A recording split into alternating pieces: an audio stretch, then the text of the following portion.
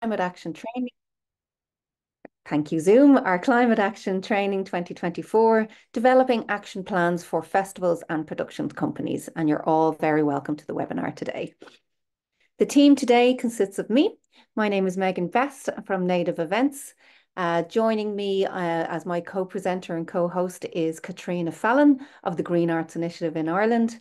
And in the background, steering our ship is Brecon Byron of Native Events as well. So hopefully we will be able to share some useful insights with you this morning. To give a bit of a recap, during the summer, we had some training webinars towards developing climate action and environmental action policies and implementation plans. So they ran between June and the middle of July, and all of the recordings and materials for these are available at the Climate Action webpage of the Arts Council. And what we're doing at the moment is we are revisiting the initial sessions from those. So getting started, getting people on board and developing action plans for festivals and production companies specifically, because during the summer, a lot of those festivals and production companies would probably have been too busy in their production cycles to attend those sessions. So today we're looking at developing action plans for festivals and production companies. And then going forward, we are going to be looking at materials and procurement for festivals and production companies. That's next week. Then we're going to look at a really key area the week after next on audience travel, and then moving on to travel and transport. Late in October, we're going to look at content, programming and communications. That'll be a really nice session. On the 5th of November, we're going to focus in on energy for festivals because that's a really key area for festivals. And at the very end of our series, we're going to look in detail at climate adaptation. So that's kind of the program as we are looking forward.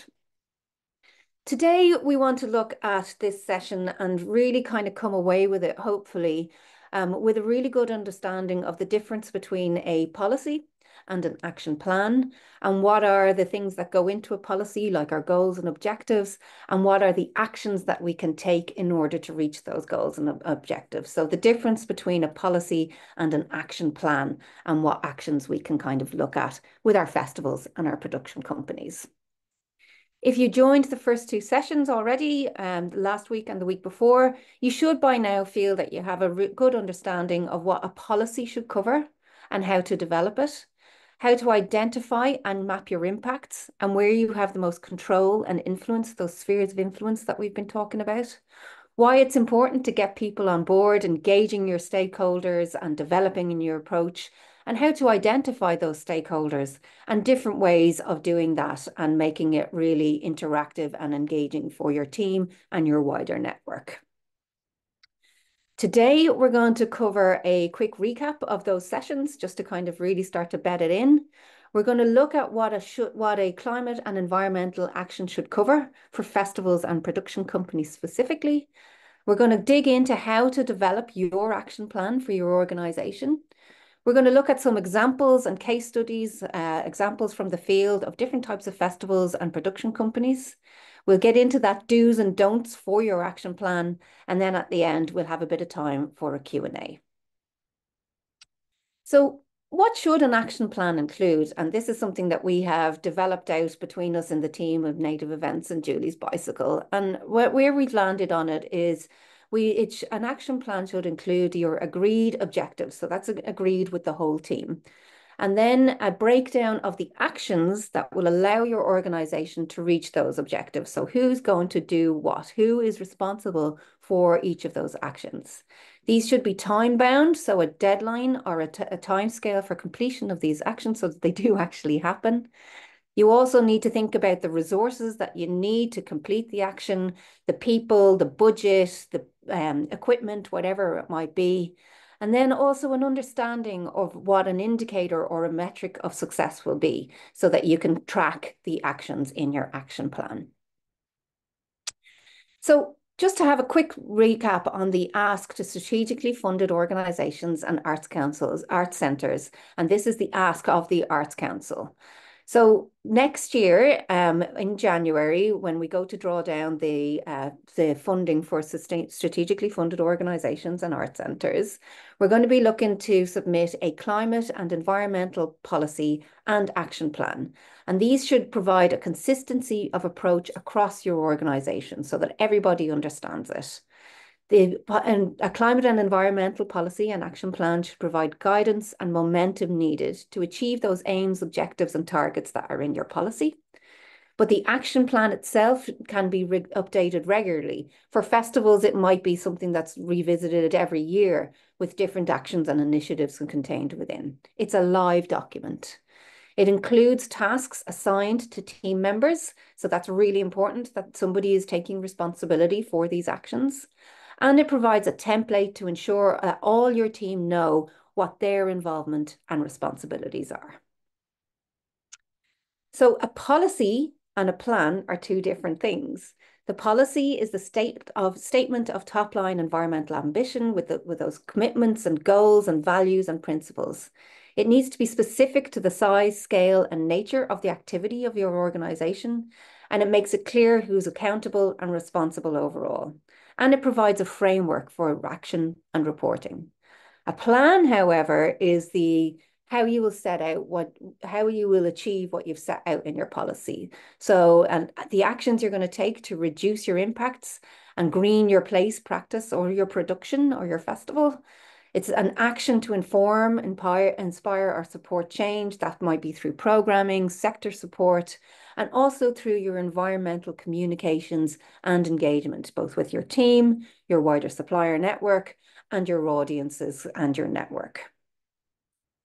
So just to kind of get things kind of moving, I thought we might do a poll here.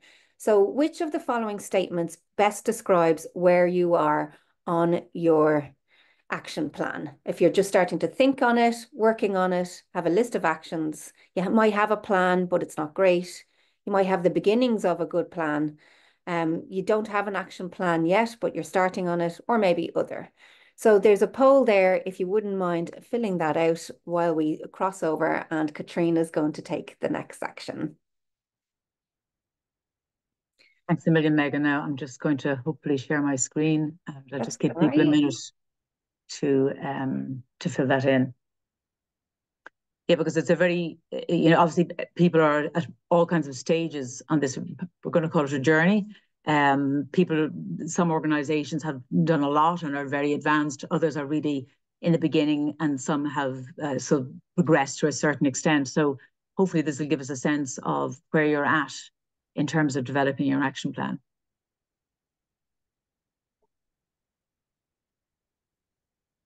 Okay. Yep, I think you can kick off there. Okay, we'll move on. So let me just, so I suppose just as Megan said, it's useful just to see the steps that you've completed so far, and hopefully those of you who are attending this morning have attended either the sessions that have been run over the last couple of weeks, or perhaps the sessions that we ran earlier this year in June. But basically the first webinar looked at itemizing your activities and identifying your impacts. And that was really, I suppose, a very practical approach that we feel that as organizations, you know best what your activities are. That's the thing that you're most familiar with. That's the key part of what you're doing. And if you start with those, then you can map the impacts of those activities, which is kind of a clear way of moving forward. And then the second webinar that we ran last week talked about mapping and collaborating with partners. So, we devoted an entire session to that because we felt, and we do feel, that that's a really critical part of making it happen. And as we touched on at the last session, without that engagement with the people that you're working with, you call them stakeholders, they could be your team, they could be volunteers, they could be your board, whoever they are. If you haven't worked with them from the very beginning, you're going to find that you'll stumble further along the route. And you can actually, because this is a thing that I feel very passionate about, you can start, your very first step can be to reach out to those other people that are involved with those partners, those stakeholders, and collaborate with them from the very beginning. That's not always possible, but it really will pay off in the long run. In terms of how we've been delivering the sessions and the content, we started with that first webinar, itemizing your activities, identifying the impacts of those activities, and then collaborating with the partners that you're working on with. And next, maybe, and we're not going to dwell too much on this in terms of advising you, but the next thing really would be to decide on priorities. And those priorities will really vary enormously from one organization to another. So, for example, depending on whether you're a production company or a festival, your priorities will be quite different. And we'll give one or two examples of what those priorities might be in a minute or two. And then the final piece is really around setting goals and agreeing those actions. So if you like, the goals are the sort of, they're still quite specific, they're still quite concrete, but they don't have that degree of detail that helps you to implement something. So we're going to kind of identify the difference between what a goal might be and what the actions for that goal might be. And one kind of, I suppose, word of warning is that, we generally advise people to avoid beginning at the end. And that might sound like a nonsense, but it's in the last webinar when we talked about engaging with people and the importance of that, we did say that you could sit down quite easily in an afternoon, draw on a couple of templates or examples from other arts organizations and create a policy. And that's something that you can sort of tick a box to say that has been done. But the difficulty is if you haven't grasped and understood what the impacts of your activities are, if you don't have some sense of that baseline or what those the individual impacts are, and you haven't engaged with others, you might find yourself setting objectives and actions that are not well informed because you don't have that baseline information, for example, about energy or about travel. So you kind of guess, and your actions are drawn from that guesswork rather than from anything a little bit more concrete. And also those goals and actions are not agreed by the wider team. So I know we're hammering that home, but it really will mean that in the longer run, there'll be a much smoother delivery of any action plan, and your policy will be much more supported if it has the input of that wider team. We just thought it would be useful, because we're dealing with both festivals and production companies this morning, we thought it would be useful just to identify maybe some of the common areas that you would share and some of the areas that might be more specific to you in your particular activity with your festival or a production company. So for festivals, obviously catering all around food and beverage, that's a massive area, because you're particularly we're really talking here about kind of greenfield site festivals where you're out in the open and you have to provide people with food. So that is a big, big impact. There's a greater reliance on on-site energy generation for those kinds of festivals, whether traditionally they would have used maybe diesel generators. Increasingly, they're using generators which are drawing on solar power, so PV generators. Sometimes they can hook up to the grid, which is very useful. But there definitely is that greater reliance on on-site energy generation. And then we've talked quite a bit about waste in the sense that waste has a massive ecological footprint.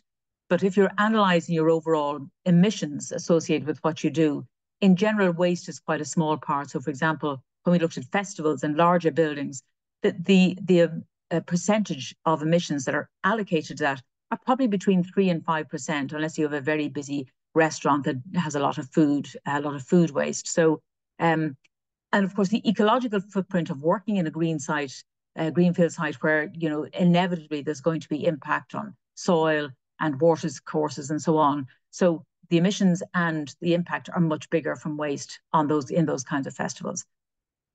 For production companies, and of course for the festivals that are, like the Dublin Theatre Festival, Fringe Festival and so on, those festivals are using other buildings as opposed to kind of greenfield areas. But for production companies, material usage is going to be a big consideration, and it's something that preoccupies a lot of production companies. They're looking at the embedded energy in their sets and costumes and props and so on. So that's a big issue for them. They may find that data capture is a little bit easier because they're kind of more settled in the one place. They can certainly identify their office, the emissions from their office space, but maybe they have stronger relationships with some of those venues that they tour to because those venues are consistently part of their route. In terms of shared impacts, travel and transport is a key issue for both, quite similar in many ways. The difference might be that for a production company, you might be bringing a production abroad. So you're bringing crew and set and cast to another country. And then for festivals, it might be more likely to be the reverse, that you're bringing in performers from across the world and you're bringing them into as part of your festival. Audience travel is important for both. perhaps more significant for festivals because festivals tend to generate a huge amount of footfall. And accommodation, again, is important for both. Accommodation would be reflected in audiences with festivals, and with the touring companies, it's really around, as you tour around the country with your production, the impacts of the accommodation that you're using.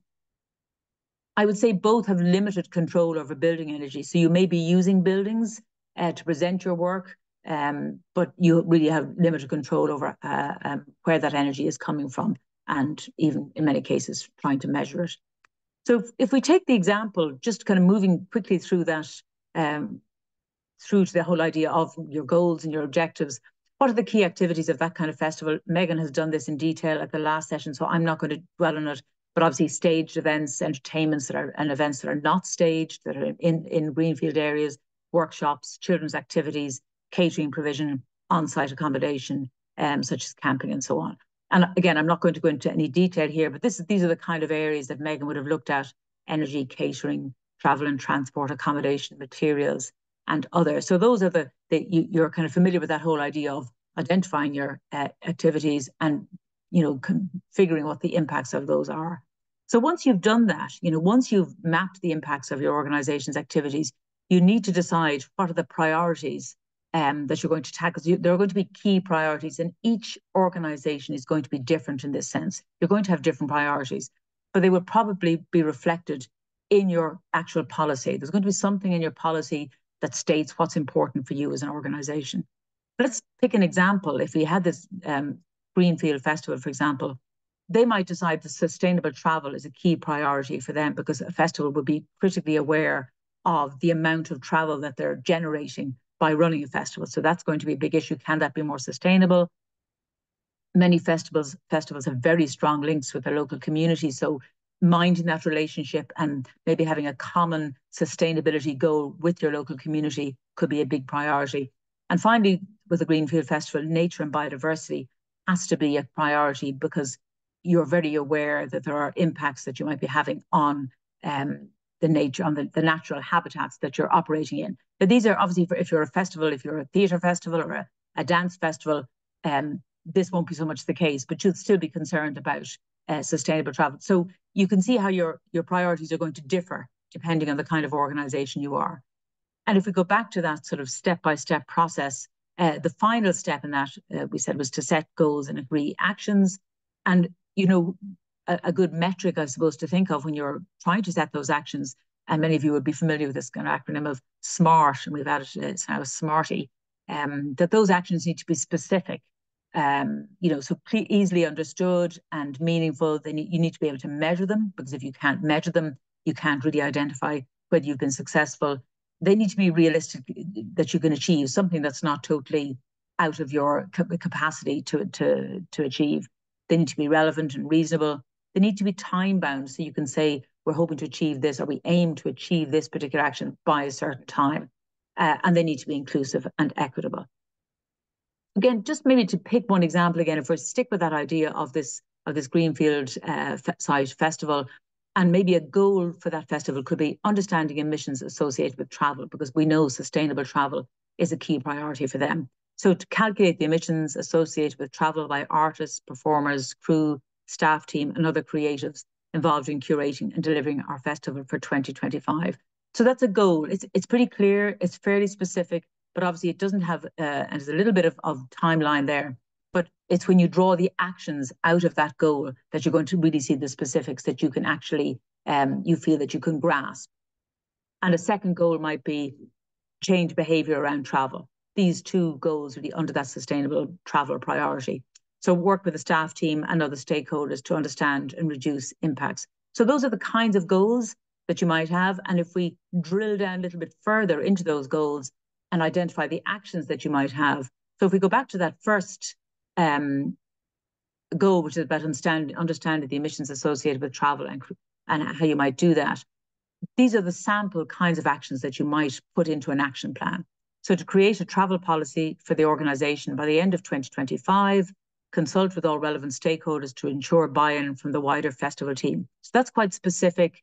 You've given it a deadline. What you would do in a bigger document is you'd allocate responsibility for that to somebody. The second And creating the travel policy is important to do at the beginning, because if you don't, you could create a travel policy, or you could make decisions, or you could include actions in your action plan, but they need to comply with a particular policy. It could be like 10 bullet points is all you need to have in a travel policy, just to say, for example, no internal flights could be part of your travel policy, that nobody's going to fly from Dublin to Kerry, that's not acceptable within your travel policy. And then to create a spreadsheet to record all travel included in festival budgets. So really you're starting with what you pay for, because you can monitor that. And note the details of travel, including method of travel, distance, purpose, and who travelled, and I should have said there, the date. So pick a specific time. And again, you'd need to allocate that responsibility to somebody in a smaller organisation. The person who looks after finance or operations probably would be that person. And many of you, of course, you collect that information already because you need it for reimbursing people in terms of expenses and so on. So this is just an extra little column or two, if you like, to include in that, in whatever way you do currently collect information. But we also have a spreadsheet that is up on the Arts Council website. And actually, we're putting an updated version of that up for next week, which will allow you to calculate the distances and the footprint and so on. Another action might be to share the details of the emissions. So you've gathered that information, you gather it for a year, and in February of 2026, you say, right, we're going to share this with everybody. Again, so there's that sense of buy-in. Once people have information, they tend to be inspired by it. It's what motivates them to do things differently. And then set a target. Once you've shared that information collectively, maybe you can set a target in March of 2026 for the travel emissions reduction to the end of that calendar year. So these are just examples of what you might do. And finally, you'd update the travel policy to reflect the new approach to travel if required. So that document, as Megan said, the action plan is a live document. And if you have a small half-a-page travel policy, that can be a bit of a live document too. So just maybe look then at a production company, just moving away from the festivals, and an example of how a dance production company used travel data to allow them to understand better the emissions associated with travel. So this was a dance company, I'm not going to say who, they're anonymous, but a dance company that toured nationally, big tour, and the emissions associated with that tour for all of the venues they traveled to. And we're just talking here about travel and accommodation, really. And they amounted to over 25 tons of CO2e, which is CO2e means equivalent. So that's if you converted methane or other gases back to CO2, just so that it's an easier way of measuring your greenhouse gases. So what they did discover was that this was the part that really, I suppose, startled and alarmed them, was that out of almost 12 tons of CO2, 9 tons of that was 3 long-haul return flights. And we know that long-haul flights obviously have a bigger impact, but this was a bit of a revelation to them. So it allowed them to think more clearly about what they want to do in the future. So measuring and understanding emissions allowed this company to make more informed decisions about future tours. So this fed into their action plan, and they set a cap on emissions from flights. So, for example, if they had 12 tons of emissions for this particular year, they might reduce that to 10 or 11, and hopefully over time reduce it still further. So that baseline gave them the information to create a meaningful action. So I think that helps to illustrate, how important that can be. This is just a snapshot of that, a spreadsheet that is available to you if you want to. Many of you may have ways of calculating this already, but this is just a sample way of doing it. And finally, just to say that, don't forget to agree who is going to carry out those actions and the deadline, because without allocating an action to somebody and a deadline for that, you're really not going to, the chances of you achieving it are much, much slimmer. But finally, just remember that your action plan is really going to be specific to your organization. Stop sharing there. Because every organization is different.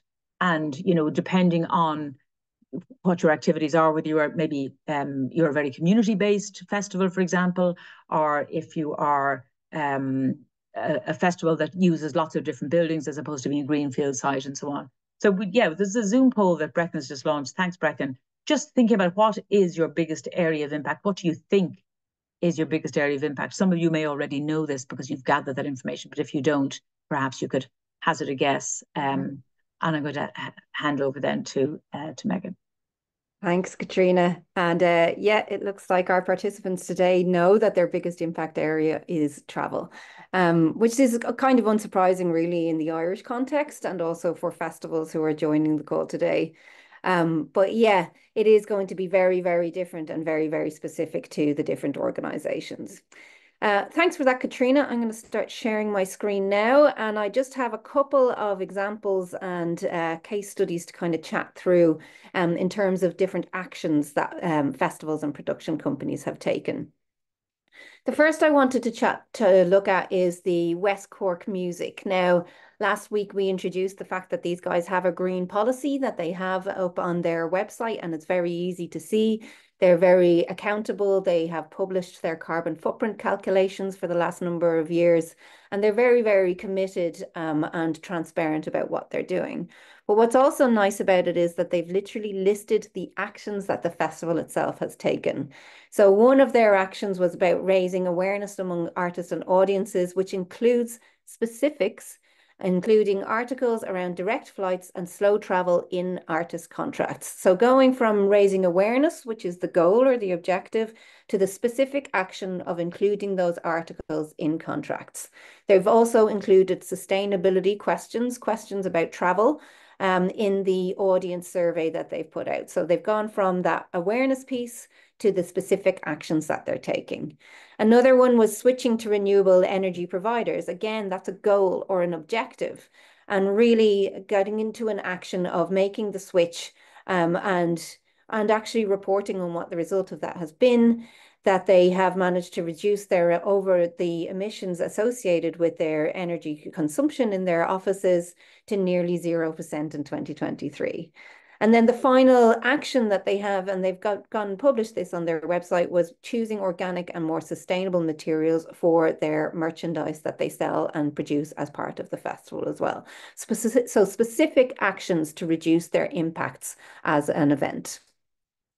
I also wanted to kind of give you a bit of a walkthrough of one of the actions that Body and Soul has taken, and this is in a specific impact area. So it'll give you a sense of some of the direct actions that this festival has taken. The policy itself has 6 impact areas, and we're going to go into this a little bit more in a minute.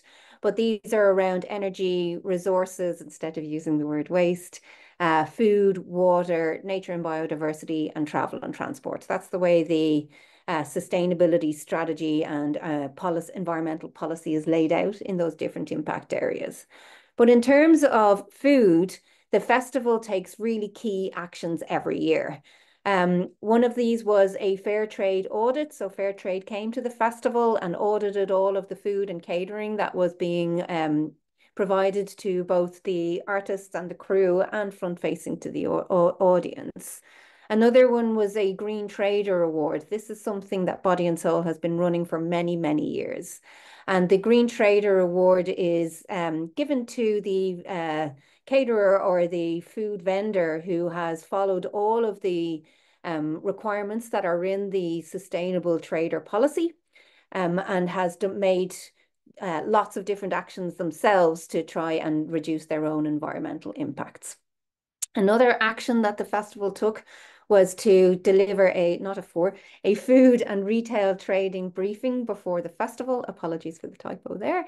And this was a really nice action that the festival takes, because not only are they putting a policy in place around what we want the food traders to do in terms of the provenance of their ingredients, in terms of their energy consumption and their waste management, but it brings everybody together for a collective experience about that policy. So it really gets to everybody together to understand what's actionable and realizable specifically in that area of food, and getting everybody into the same place.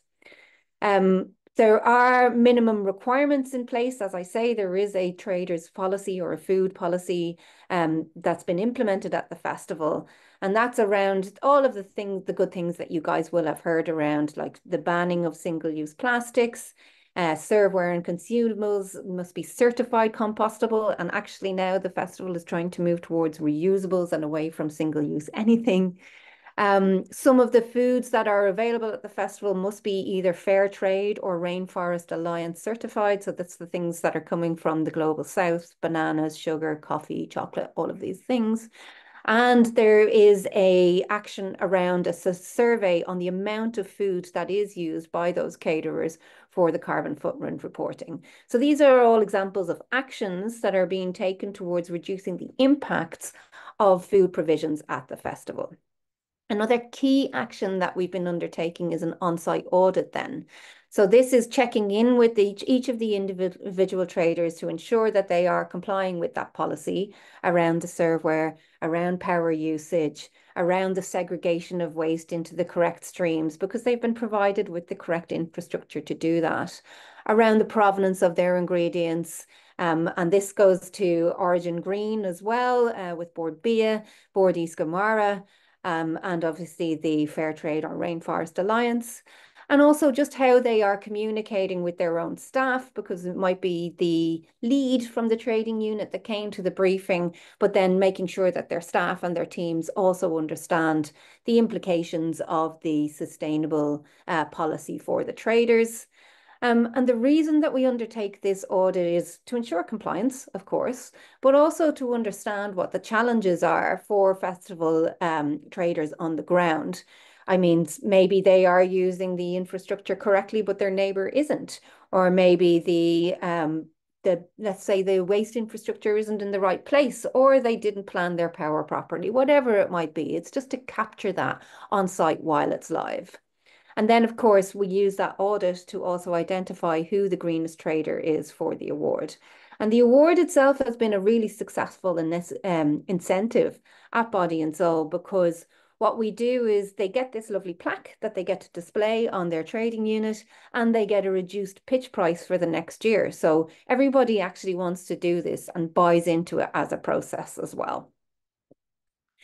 I also wanted to mention St. Patrick's Festival as another really nice case study or example. These guys developed their climate action and ESG policy last year, and this outlines their commitments and the ESG, so environmental, social, and governance framework that they're working to for that climate action policy. So this looks at their environmental impacts, including the carbon footprint, energy, travel and transport, materials and waste, food and beverage, nature and biodiversity. Again, you can see that we worked with these guys on it because that's the way we kind of break up those impact areas.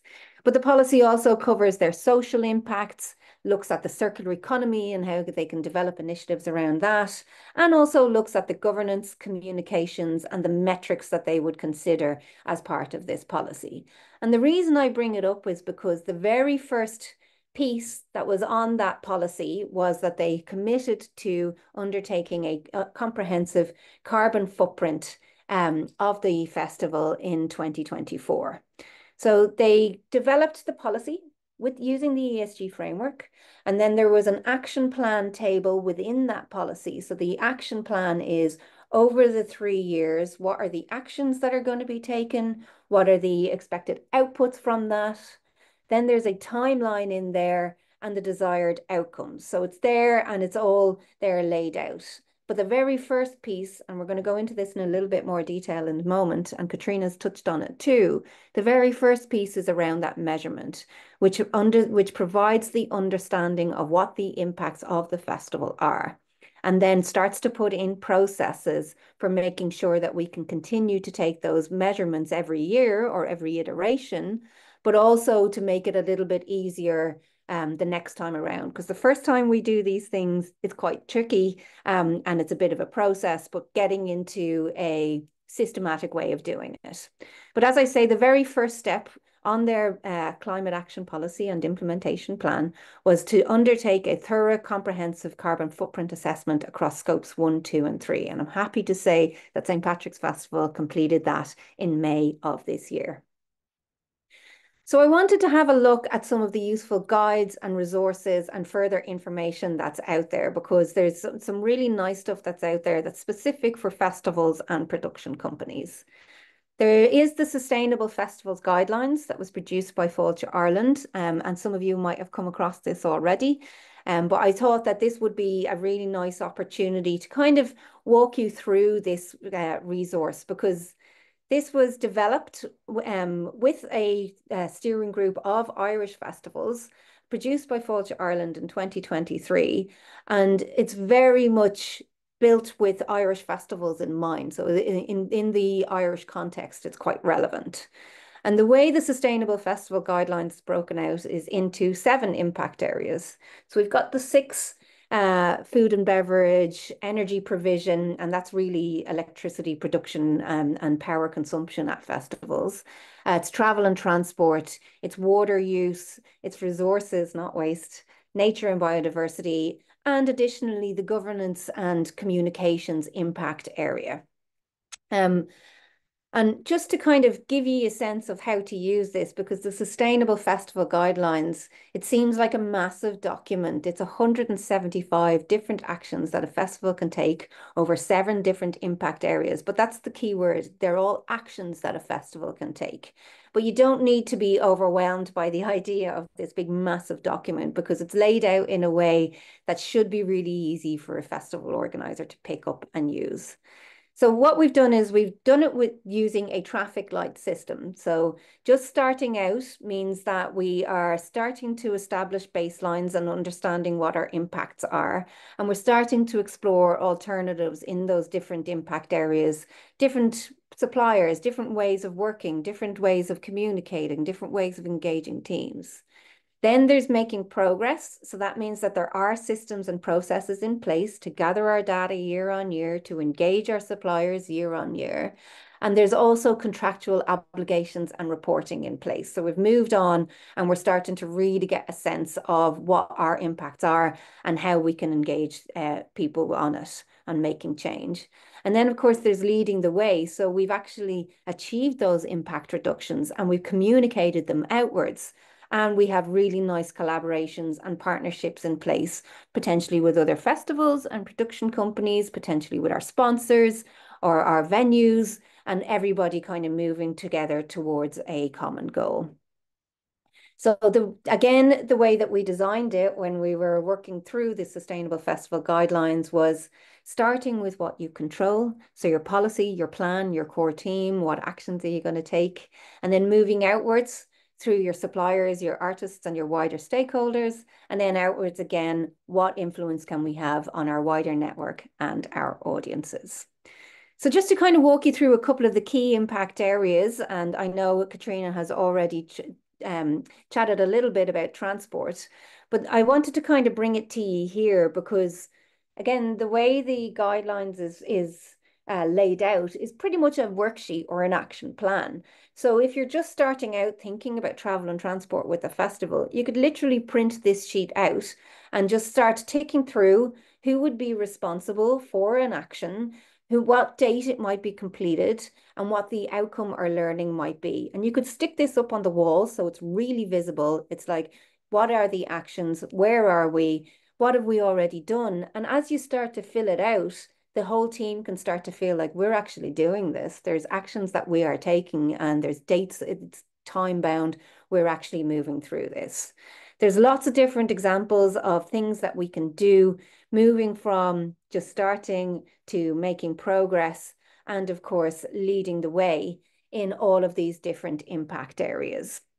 So it might be that there's different impact areas that you guys have started on already and started taking action on. So there might be, you could dip in halfway through to making progress or leading the way in one impact area and just kind of starting out in another, which is totally fine, because when you've understood what your priorities are and you've mapped all your stakeholders and you've worked with the team to what they are, then you can dig into this and work with what's relevant to you.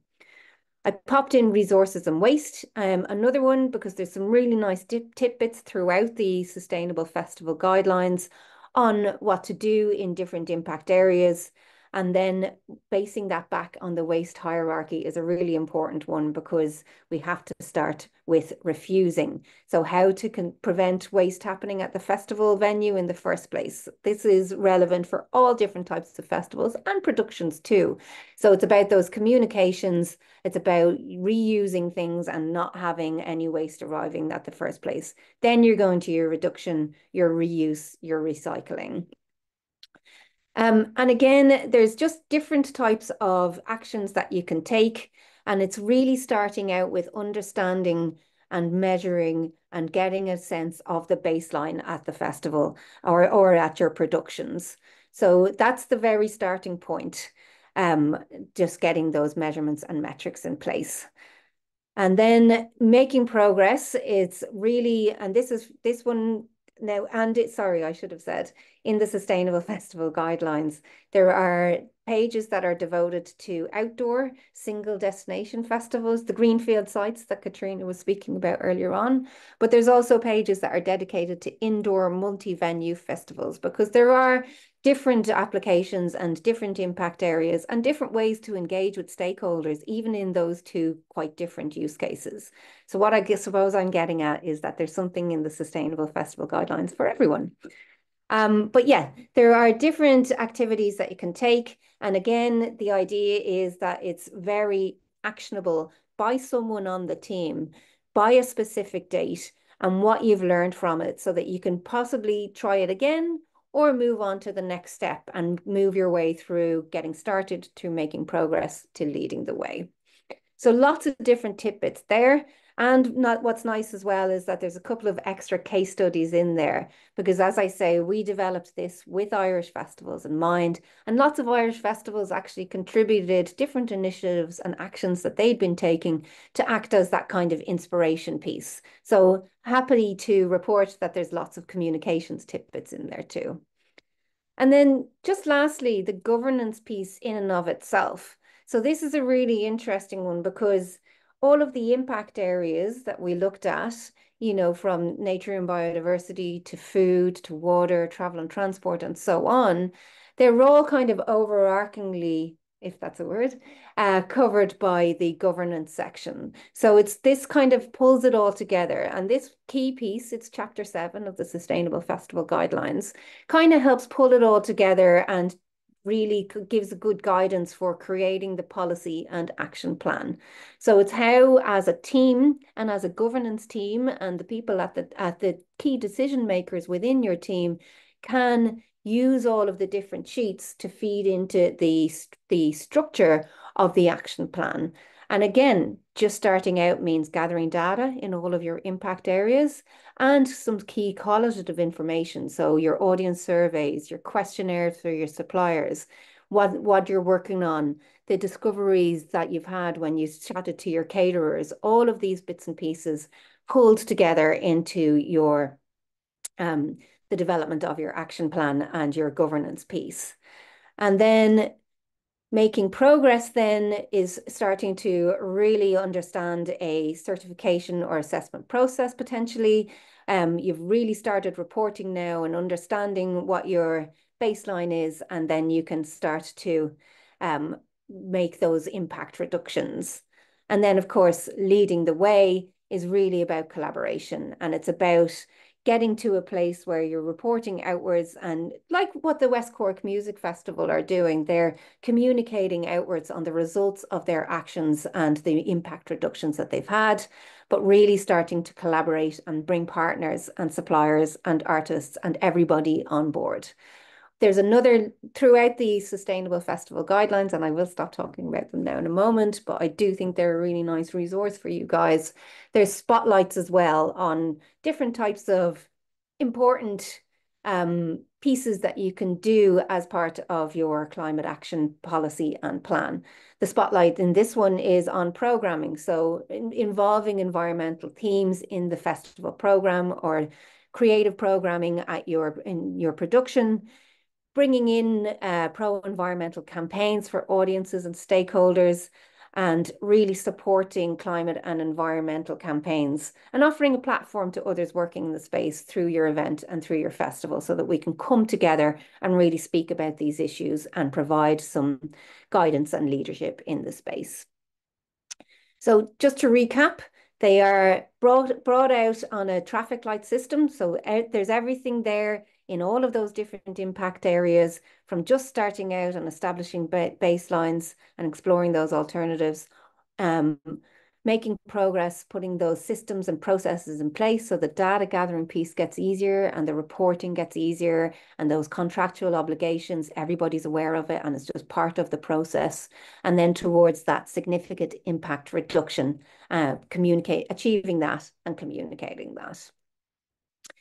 I also included here a template for a festival or a production sustainability plan. And this, it really just kind of pulls everything that we've been chatting about in this session together. So really like printing this out on a massive piece of paper, getting all of the team together to really sit down and have a look at what you're at in terms of those impact areas. I've popped in travel and transport resources and communications as the headers. You might have decided that it's a different set of priorities and objectives that you want to focus in on. But having that as a template and going through it in terms of what are the challenges in these specific areas, because your team are going to be very aware of what those challenges are. What can we do in the next iteration? We'll need to change this to 2025. Who on the team would do this? So allocating this task or what it is that you want to achieve or these specific actions to a specific person so that they can take ownership of it, of that task, but also understanding why it is that person.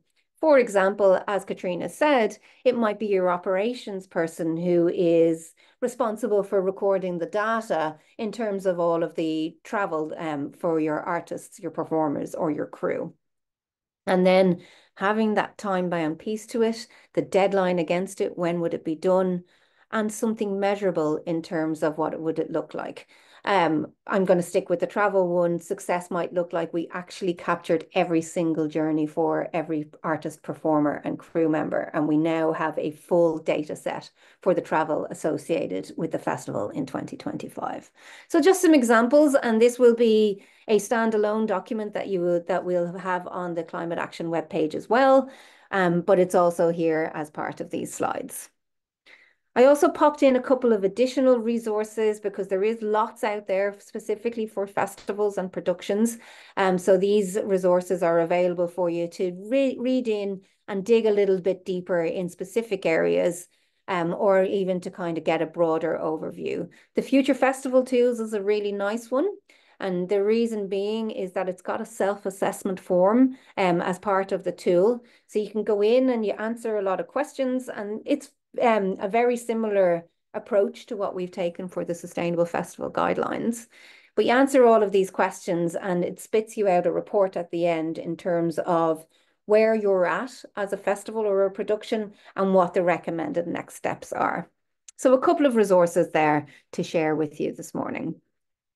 Katrina, I think I'm going to hand back over to you to have a look at the action plan's do's and don'ts. Yeah, just I think at the end of every session, what we've traditionally done is just giving you a sort of summary of things to do and things not to do. And one was that, so in this list, looking in terms of the action plan do's, be sure to link your policy commitments to your priorities. And we've dealt with that to some degree up to now, because obviously, you know, in the same approach that each organization is unique and does things in their own way, obviously your priorities are going to be different from one organization to other, and your commitments need to, or your actions need to link to those. Update the action plan annually. So your policy, you're hoping your climate action and environmental policy is something that will probably stay reasonably static for a number of years, 2 to 3 years, hopefully, similar to many of the policies that you'd have as organizations. But your action plan should really be a live document. So as you complete things, update it.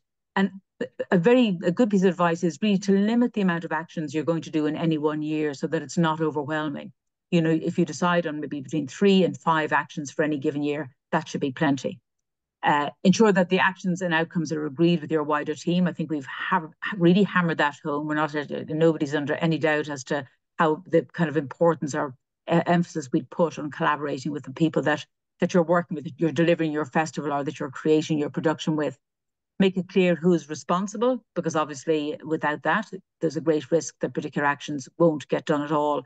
And be mindful that it's not always the same person, because sometimes it is that poor unfortunate person who's kind of involved in operations, or for a smaller organization, your general manager, who ends up being the person who does everything. And again, it's not sharing the workload, but nor is it sharing that sense of success or achievement. So don't make one person responsible for all these actions. Yeah, and I've said that commit to no more than 6 objectives in a given year, unless they're very small. In terms of don'ts, be wary of having net zero as a goal unless you feel you really understand it and have some hope of achieving it. We hear a lot about net zero, particularly from large corporations. And it's a very, very ambitious statement to make. So be sure that you understand it. For example, in terms of using electricity, if you convert to a green electricity supplier, most are a green tariff. For example, Electric Ireland have a green tariff, and there are green electricity providers such as Energia and others. But bear in mind that the electricity that you are using is still the electricity that is on the general grid. So you don't magically get 100% green electricity into your organization just because you've signed up for a green tariff. What it does mean is that you're pushing the whole consumption of green electricity, and you're pushing the production of that green electricity because that's something that you want. So if you're calculating your carbon footprint, if you want to use that term, if you're calculating your emissions, you should really calculate your electricity usage based on it being part of the overall national grid, which at the moment is about roughly 40% renewable. So just by conversion to electricity doesn't suddenly make you a magical net zero organization. Don't be vague, be clear, be specific, commit to something. If it's too vague, again, if it's kind of aspirational but has no real specific goals or deadlines, again, it's kind of meaningless. Don't equivocate. You often see in a lot of action or in policies, you'll see in as far as possible, or we will aim to, or we hope to do that. Really, if you feel you can't do it, leave it out. But be bold and be ambitious, and put in clear ambition into your policy and your action plans. Don't set a goal for an impact that you don't yet understand. So that might be an organization might say, we're going to reduce our travel emissions associated with travel by 10% or 15%. We'll only do that if you know what your emissions are to start off with, because otherwise it's kind of guesswork. And you might be setting yourself a target that's totally unrealistic. And don't focus exclusively on waste, because emissions from energy are almost certainly more significant. And many of you are very familiar with that. Bearing in mind that for greenfield site festivals, which would be part of the cohort that we're looking at today, the ecological impact of waste is absolutely enormous. And it's quite scary to see the amounts of waste that are generated by festivals. I'm living down in Dingle, and next weekend there is the Dingle Food Festival. And for the first year ever, you're only allowed to use reusable dishware, and they're providing that to rent and so on. So if that happens smoothly, that will be a massive achievement in comparison to previous years. So waste, as I say, for festivals is massive. Handing back to you now, Megan. That's great. Thanks, Katrina. Just to kind of wrap up, to have a little look at again at the autumn series webinars. So that's been developing action plans for festival and production companies. Hope there's been some nice tidbits and insights for you there. And then we're moving on next week to materials and procurement for festival and production companies, and then following that with travel, and then travel and transport. So audience travel is a different approach to the travel and transport. And then at the end of October, content, programming, communications. And then we'll do another piece that's specifically around energy for festivals at the beginning of November. And our final training webinar on the 12th of November is going to be on climate adaptation. So looking forward to that one. So a huge thanks to you all for joining us today. That's all we've got as far as the presentation goes.